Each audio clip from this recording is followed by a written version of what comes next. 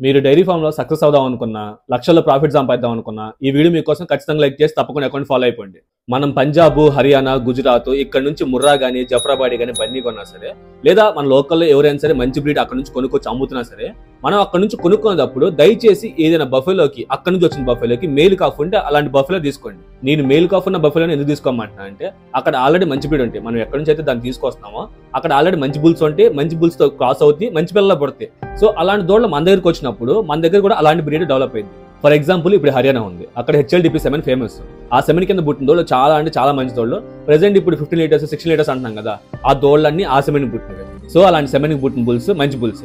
అలాంటి బుల్స్ మనం తెచ్చుకున్నప్పుడు మన ఫామ్ లో మంచి బ్రీడ్ డెవలప్ అవుతుంది. మన దగ్గర ఎన్ని గేర్లు ఉన్నా సరే ఆ గేర్లు అన్నిటికీ ఒక బుల్ సరిపోతుంది. అది కూడా ఎప్పుడంటే మనం బుల్కి కరెక్ట్ గా ట్రీట్మెంట్ చేయించుకుంటున్నప్పుడే. ట్రీట్మెంట్ ఎందుకు, ఏదో ఇంజెక్షన్స్ పెద్ద పెద్ద ఏ చేయమని కాదు. బుల్ని మనం ఒక్కసారి మీట్ చేసిన తర్వాత ఒక్కసారి దాని హెల్త్ చెకప్ చేయించుకోవడం చాలా మంచిది. ఎందుకంటే